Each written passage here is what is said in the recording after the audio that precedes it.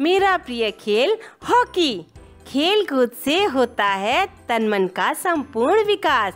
Hockey खेलकर होता है हमको शक्ति निपुणता का आभास।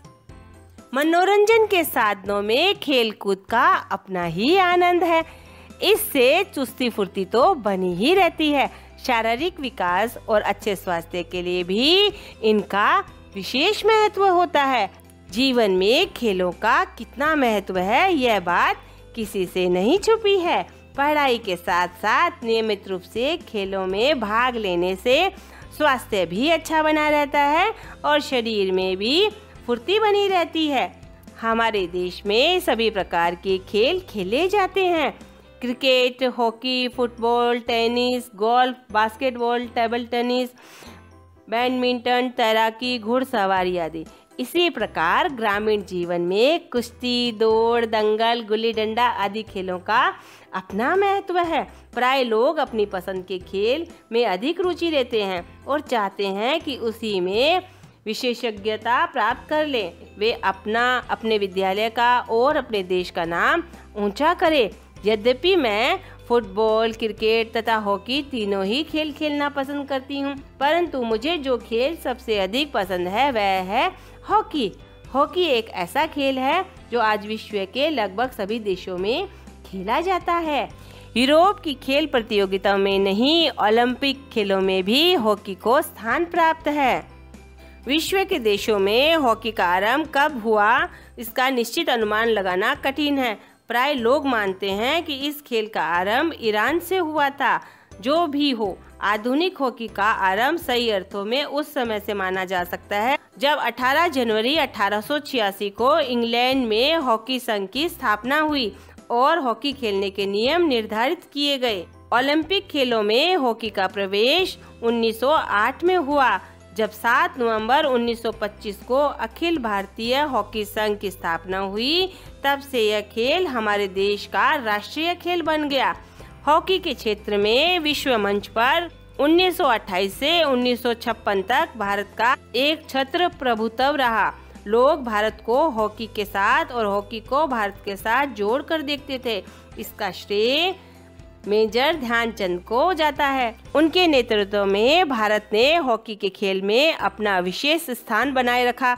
उसके बाद धीरे धीरे भारतीय हॉकी के पतन का दौर शुरू हो गया तथा विश्व मंच पर भारतीय प्रतिष्ठा कमजोर पड़ने लगी। इसलिए भारत में भी इस खेल की लोकप्रियता पर असर पड़ा। नियमानुसार इस खेल में 2 टीमें होती है। प्रत्येक टीम में 11-11 खिलाड़ी होते हैं। हॉकी के मैदान को 2 हिस्सों में बांट दिया जाता है। मैदान के दोनों किनारों पर गोल पोस्ट बने होते हैं। गोल के सामने एक अर्ध गोलाकार रेखा खींची जाती है जिसे डी कहते हैं।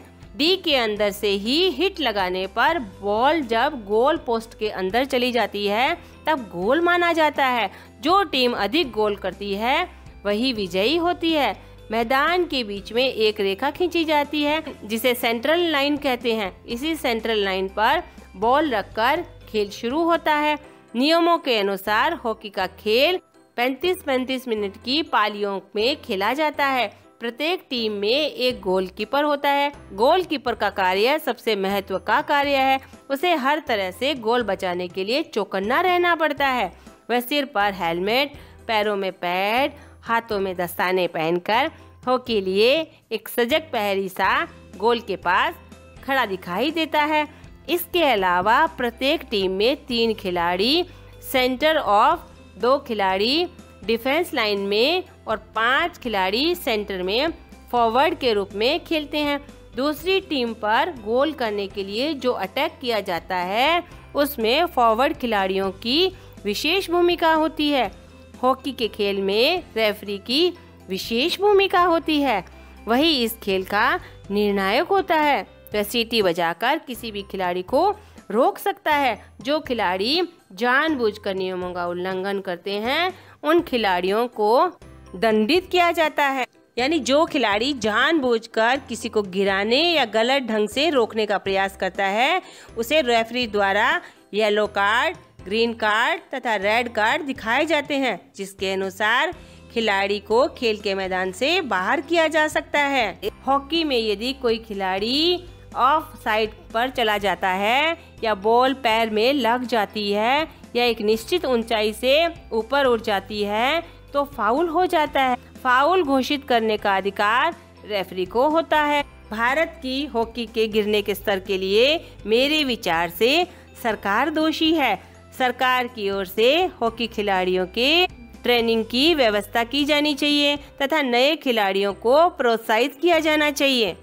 आज भारत की प्रतिष्ठा विश्व मंच पर कमजोर पड़ गई है, पर मुझे विश्वास है कि हम फिर एक बार चमकेंगे। आवश्यकता है केवल लगन, परिश्रम और सजगता की।